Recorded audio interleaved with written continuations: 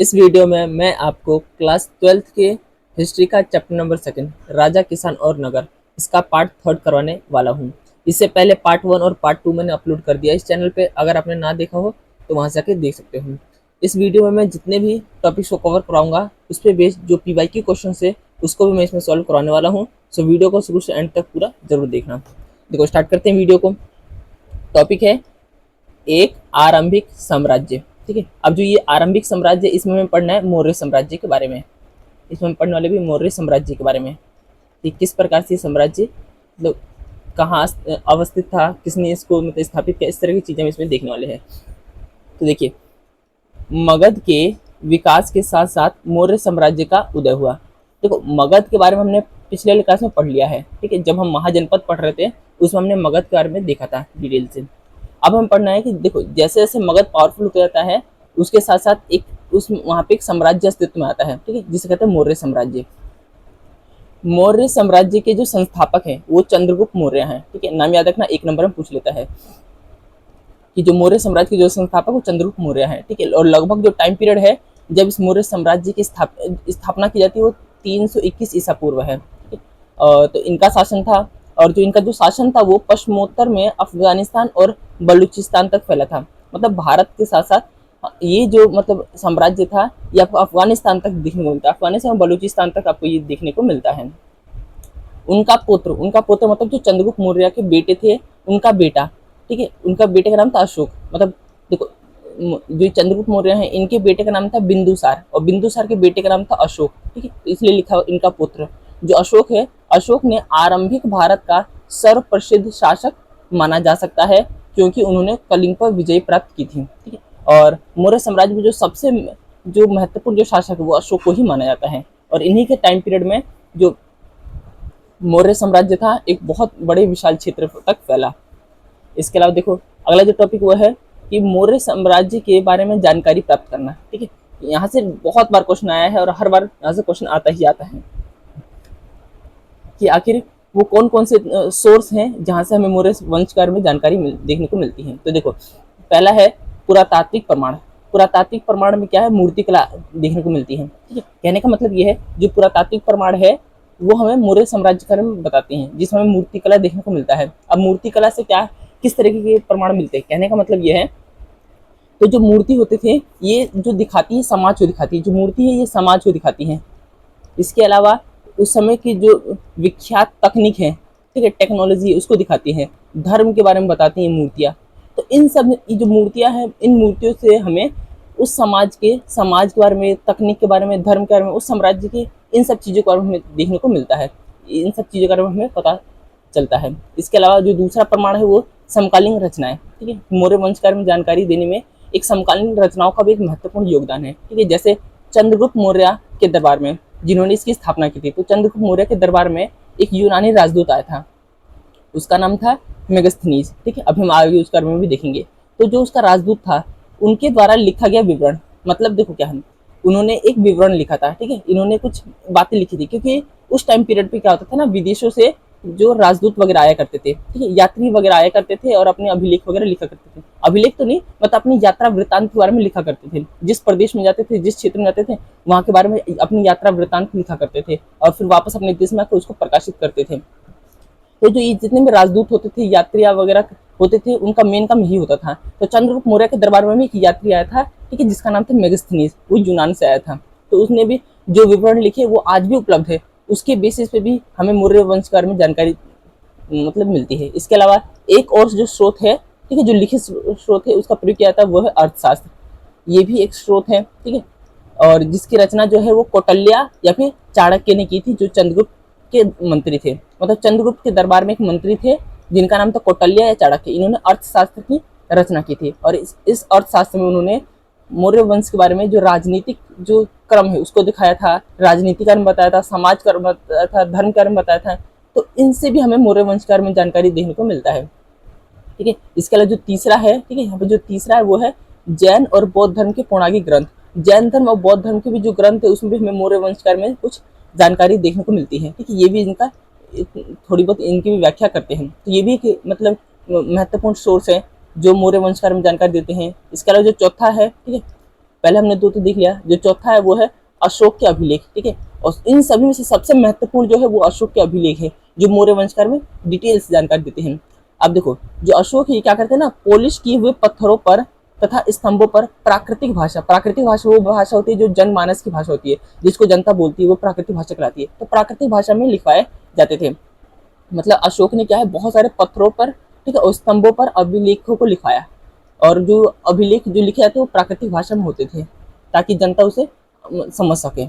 इसके अलावा देखो, अशोक ने अपने अभिलेखों के माध्यम से धर्म का प्रचार किया, ठीक है। अब हम ये भी देखने वाले धर्म क्या है, ठीक है। तो धर्म का प्रचार किया। अब इनमें बड़ों के प्रति आदर, कहने का मतलब ये है कि अशोक ने अपने अभिलेखों के माध्यम से धर्म का प्रचार किया। अब धर्म विशेषता कोई धर्म नहीं था, धर्म मतलब यूं समझ लो कुछ नैतिक मूल्य वाली बातें, ठीक है, मतलब अच्छी अच्छी मूल्य वाली बातें, इनका प्रचार प्रसार किया, इसी को कहा गया धर्म, और इसको अपने अभिलेखों में लिखाया। अब इस धर्म में क्या क्या बातें कहते हैं अशोक मतलब जो है क्या क्या बातें रखते हैं इस धर्म में। तो पहला कहते हैं बड़ों के प्रति आदर, ठीक है। ये कहते हैं कि जो समाज के अंदर जो बड़े हैं इनका आदर करना चाहिए। इसका जो दूसरा वो सन्यासियों और ब्राह्मणों के प्रति उदारता, इसकी बात करते हैं अपने धर्म में। इसके अलावा सेवकों और दासों के साथ उदार व्यवहार, और इसके अलावा दूसरों के धर्मों और परंपराओं का आदर। तो अशोक के धर्म में ये सारी कुछ मूल बातें शामिल होती हैं, ये सारी चीजें देखने को मिलती हैं। तो मौर्य वंश के बारे में जानकारी देने वाले ये कुछ प्रमुख स्रोत रहते हैं। आगे देखते हैं। देखो, अगला है साम्राज्य का प्रशासन। यहाँ पे जो मौर्य साम्राज्य का जो प्रशासन है वो किस प्रकार से चलता है, किस प्रकार से देखने को मिलता है। तो देखिए, मौर्य साम्राज्य के 5 प्रमुख राजनीतिक केंद्र थे। 5 प्रमुख राजनीतिक केंद्र थे। उसमें से जो एक था वो तो राजधानी थी जो पाटलिपुत्र थी, ठीक है। मौर्य जो साम्राज्य था उसकी जो राजधानी थी पाटलिपुत्र, पहली तो ये होगी। और जो 4 अन्य हैं वो है तक्षशिला, उज्जैनी, तोसली और स्वर्णगिरी, ठीक है। इनके जो वर्तमान में जो इनका कहाँ कहाँ स्थित है ये भी याद रखना, क्योंकि 1 नंबर वाले क्वेश्चन में पूछता है, मिलान दे के पूछता है, ठीक है। तो देखो, जो तक्षशिला है ये वर्तमान में पाकिस्तान में स्थित है। उज्जैनी जो है ये मध्य प्रदेश में स्थित है, वर्तमान भारत के अंदर, ठीक है। उज्जैनी को उज्जैन से याद रखो, उज्जैन जो मध्य प्रदेश में है।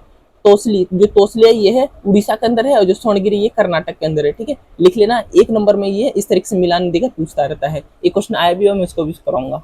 इसके अलावा देखो, अभिलेखों के परीक्षण से पता चलता है, मतलब अभिलेखों का जब अध्ययन किया गया तो उससे पता चलता है कि जो मौर्य साम्राज्य ये जो है मौर्य साम्राज्य आधुनिक पाकिस्तान के पश्चिमोत्तर सीमांत, मतलब वर्तमान में पाकिस्तान में, इसके अलावा पाकिस्तान से लेकर आंध्र प्रदेश, उड़ीसा, उत्तराखंड, हर स्थान तक पर एक जैसे संदेश उत्कीर्ण किए गए हैं। कहने का मतलब ये, जब अभिलेखों का निरीक्षण किया गया, ठीक है, जब इनका परीक्षण किया गया, इसका अध्ययन किया गया, तो ये पाया गया कि एक विशाल क्षेत्र में एक जैसे यहाँ पे अभिलेख देखने को मिले हैं, जिस आधार पर ये निष्कर्ष निकाला गया कि कहीं ना कहीं जो मौर्य जो साम्राज्य था ये बहुत बड़े विशाल क्षेत्र में फैला हुआ था, ठीक है। अगर जब हम भारत के मैप पे बात करें कि ये किस प्रकार से यहाँ पे था, देखो ये कुछ भारत का मैप है, तो ये यहाँ से पाकिस्तान अफगानिस्तान होते हुए ये पूरा एरिया कवर करता है, ठीक है। ये साउथ का नीचे से लेकर ये ऊपर तक, तो ये पूरा जो एरिया है ये कवर करता है मौर्य वंश। तो कई बार क्या इतिहासकारों के मध्य ये भी डिबेट की बात रहती है कि क्या इतने बड़े साम्राज्य में वास्तव में कोई एक राजा शासन कर सकता है, और करता है तो इसका प्रशासन कैसे चलता होगा। अब हर जगह क्या एक जैसा प्रशासन चलता है, नहीं चलता, इस तरह बहुत सारी बातें इसमें निकल कर आती हैं, ठीक है। और मतलब ये निष्कर्ष इस आधार पर निकाला जाता है कि इतने बड़े क्षेत्र पे कैसे मतलब जो मौर्य वंश था वो किस प्रकार से इन्होंने शासन किया। तो इस आधार पर निष्कर्ष निकाला जाता है कि कहीं ना कहीं, क्योंकि अभिलेख जो है सारे एक जगह मिले हैं, एक जैसे मिले हैं, तो इस आधार पर ये कहा जाता होगा कि जो राजा होता होगा उन अभिलेखों को एक तरह, मतलब एक ही राजा था तभी तो हर जगह एक ही जैसा अभिलेख देखने को मिला है। इस आधार पर निष्कर्ष निकाला जाता है। इसके अलावा आगे देखो, साम्राज्य के संचालन के लिए भूमि और नदियों दोनों मार्गों का प्रयोग किया जाता था, ठीक है। मतलब संचालन के लिए मतलब आवाजाही के लिए, एक क्षेत्र से दूसरे क्षेत्र में जाने के लिए भूमि का भी उपयोग किया जाता था, इसके अलावा नदियों का भी प्रयोग किया जाता था। राजधानी से प्रांतों तक जाने में कई सप्ताह या महीनों का भी समय लग जाता, क्योंकि बहुत बड़े एरिया में ये फैला हुआ था ये। इसके अलावा आगे देखते हैं, देखो आगे ना मेगास्थनीज, यही वो यूनानी राजदूत है जो चंद्रगुप्त मौर्य के दरबार में आया था। देखो, मेगास्थनीज ने सैनिक गतिविधियों के संचालन के लिए एक समिति, मतलब देखो मेगास्थनीज जो है इन्होंने जो विवरण लिखा उसमें ये बताते हैं कि पूरे साम्राज्य को चलाने के लिए एक समिति थी, ठीक है, और इसके साथ साथ 6 उप समितियां थी। ये अपने यात्रा वृत्तांत में इस बात का उल्लेख करते हैं कि पूरे साम्राज्य को चलाने के लिए एक सम्मति हुआ करती थी और 6 उप समितियां होती थी, ठीक है। और ये कुछ 6 उप समितियां थी और जिनका काम इस प्रकार से बताया गया है। जैसे पहले का काम था नौसेना का संचालन करना, दूसरे काम होता था यातायात और खान पान का संचालन करना, तीसरे काम होता था पैदल सैनिकों का संचालन करना, चौथे का होता था अश्वारोही, ठीक है, जो घोड़े पे बैठते थे, सैनिकों का संचालन करना, पांचवा था रथारोही, सैनिकों का संचालन करना, जो छठा था वो हाथियों का संचालन करना। तो जो मेगास्थनीज अपने विवरण में इस प्रकार की चीजें को मेंशन करते हैं और बताते हैं कि इस तरीके से जो प्रशासन है वो चला करता था, ठीक है। तो ये मेगास्थनीज कार्य में था। इसके अलावा अगला है देखो धम्म का सिद्धांत, ठीक है। अभी हमने देख लिया कि धम्म में क्या क्या आती है, जिसमें अशोक कहते हैं कि बड़ों का सम्मान किया जाए, जो पुजारी हैं, जो ब्राह्मण हैं, पुरोहित है, इनका सम्मान किया करना चाहिए, ठीक है, सभी धर्मों का सम्मान करना चाहिए। इस तरह की जो मुख्य मुख्य बातें हैं, जो नैतिकता वाली बातें, वो धम्म के अंदर आती हैं। इसका देख लेते थोड़ा और इसका प्रयोग मतलब जो धम्म का प्रयोग है करके अशोक ने अपने साम्राज्य को अखंड बनाने का प्रयास किया, क्योंकि इनका एरिया बहुत विशाल था। अब इन्होंने कुछ ऐसी बातें लिखी जिसके कारण हर जो समाज का हर वर्ग होगा, हर धर्म के जो लोग होंगे वो उस चीज को अपना लेंगे, क्योंकि सब में ये नैतिकता की बातें हैं, ठीक है। तो इस तरीके से उन्होंने अपने साम्राज्य को अखंड बनाने का प्रयास किया। इसके अलावा अशोक के अनुसार धम्म के माध्यम से लोगों का जीवन इस संसार में और इसके बाद के संसार में अच्छा रहेगा, यह अशोक का मानना था। और धम्म के प्रचार के लिए धम्म महामात, ठीक है, एक ही अधिकारी होता था, धम्म महामात नाम से एक विशेष अधिकारी की नियुक्ति की गई थी, ये भी याद रखना, ठीक है। अब इस पे बेस्ड जो क्वेश्चन वो आए हुए उनको देख लेते। देखो ये क्वेश्चन है वो सीबीएसई बोर्ड एग्जाम 2025 के अंदर ही पूछा गया था, 3 मार्क्स में क्वेश्चन आया था कि जो मौर्य साम्राज्य के इतिहास के विभिन्न स्रोतों, मतलब मौर्य साम्राज्य काल में जो जानकारी मिलती है उनके स्रोत बताइए, ठीक है। तो अभी हमने जो स्रोत देखा है, हमने 5 या 6 स्रोत को हमने मेंशन किया रखा है, तो उसको आप लिख सकते हो। इसके अलावा जो अगला क्वेश्चन ये भी सीबीएसई बोर्ड एग्जाम 2025 में आया था, 3 मार्क्स में आया था, ठीक है। ये अथवा में आया था इसी तरीके से क्वेश्चन करके, या तो ये करो या तो ये करो। देखो इसमें पूछ रखा है कि अशोक के प्रशासन को समझने के लिए, अगर हमें अशोक का प्रशासन समझना है, ठीक है, तो अशोक के अभिलेख सबसे महत्वपूर्ण स्रोत है। तो मैंने बताया कि सबसे महत्वपूर्ण स्रोत तो मतलब अशोक के अभिलेख ही है। अब इसी लाइन को इसकी व्याख्या करनी है किस प्रकार से, तो देखो जो क्योंकि अशोक के अभिलेख कुछ ऐसी जानकारी देते हैं जिससे सही मायने में हमें उस पूरे साम्राज्य काल में जानकारी देखने को मिलती है।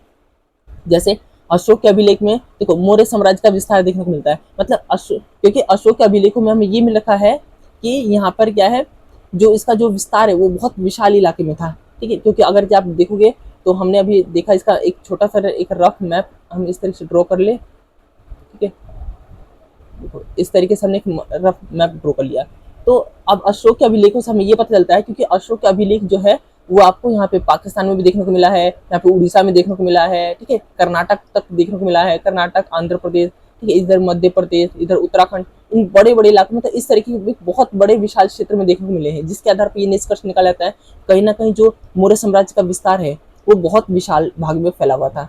तो ये कहाँ जानकारी मिलती है, तो अशोक के अभिलेखों में मिलती है, इसलिए इनका जो अभिलेख है एक महत्वपूर्ण योगदान देता है। इसके अलावा देखो अगला है धम्म का प्रचार, ये भी उनके अभिलेखों में देखने को मिलता है, ठीक है। और ये उनके प्रशासन का दिखाता है कि उन्होंने अपने प्रशासन को किस प्रकार से एकजुट रखा और अपने प्रशासन को इस प्रकार से चलाने का प्रयास किया ताकि कभी भी कोई दिक्कत ना हो या फिर अखंड भारत रहे, ठीक है, या फिर जो उनका जो साम्राज्य है वो अखंड रहे।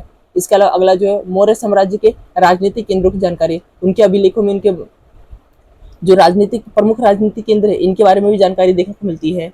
तो ये इस प्रकार से आप ये 3 पॉइंट लिख सकते थे, 3 नंबर में आया हुआ था। इसके अलावा अगला देखते हैं, देखो 1 नंबर में क्वेश्चन आया हुआ था, ठीक है, ये भी जो आया था ये 2025 के ही बोर्ड एग्जाम में आया हुआ था और इसमें 1 नंबर में क्वेश्चन आया हुआ था। अब इसमें क्या देखो स्तंभ 1 स्तंभ 2, ठीक है, ये है प्राचीन महाजनपद।